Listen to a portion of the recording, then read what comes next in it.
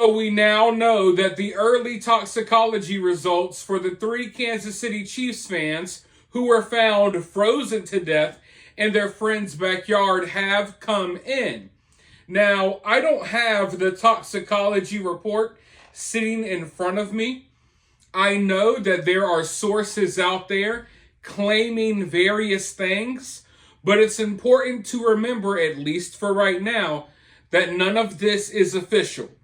We don't know if these details are true or not, but from what is being said, there were several substances in these guys' system.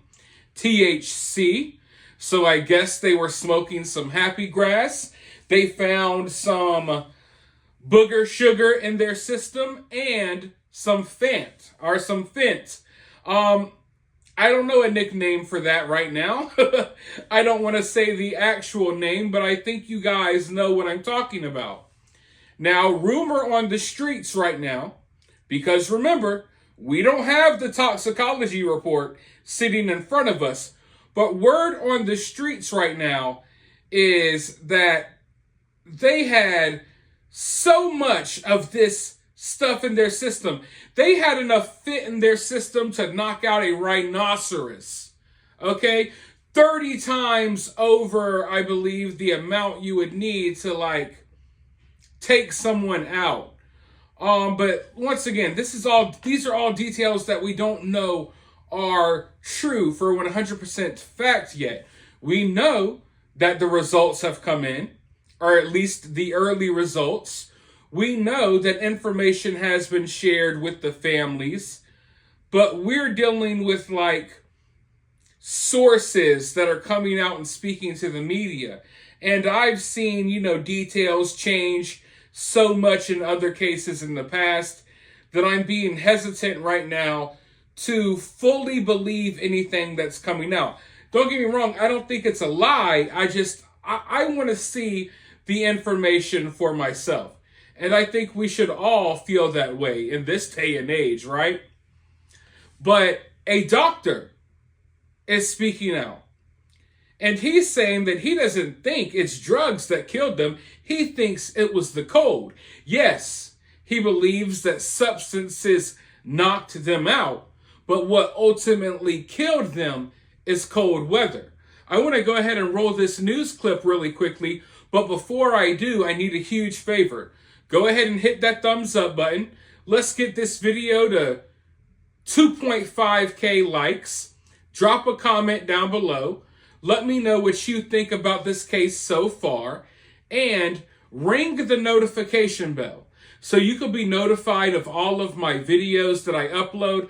I'm having multiple videos that I'm uploading about this case every day.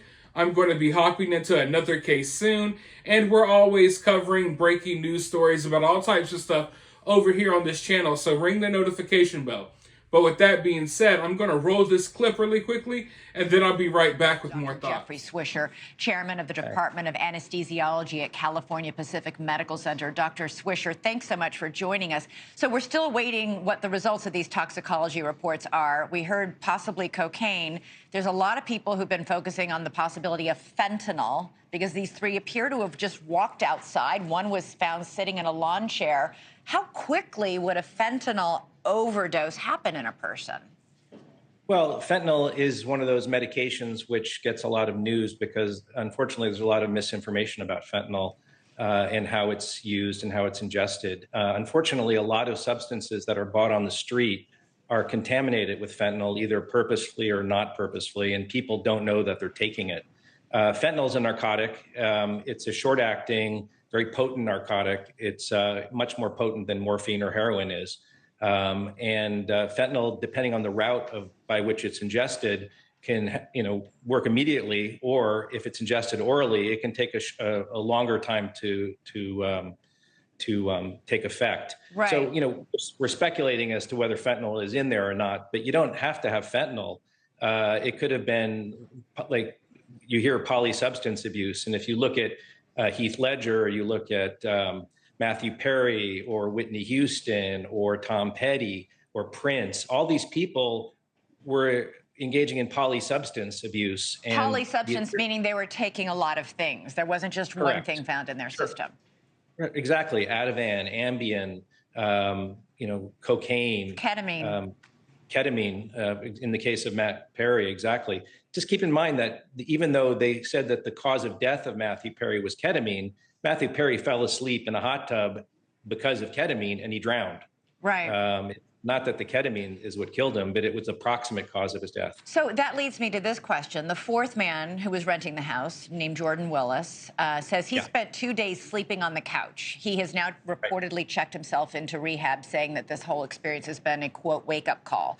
Could he also have been suffering from the same effects of whatever drug or drugs the three victims who died took? They just happened to be outside when they succumbed, and he was fortunate enough to be inside and not in freezing cold? Yeah, exactly. I mean, unfortunately, these medications are essentially anesthetics. It's what I do for a living. I mean, you give people enough anesthetics and they'll fall asleep.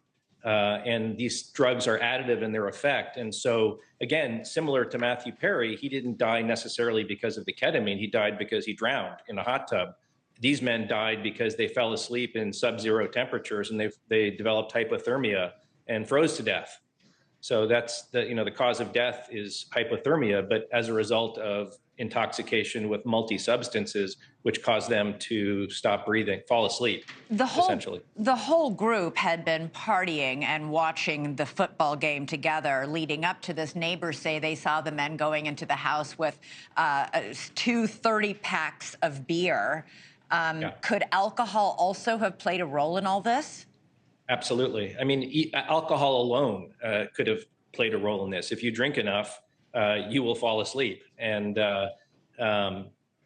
so it's just intoxication to the extent where you pass out, and you do that in, again, sub-zero temperatures. I'm sure that's happened, many times in history.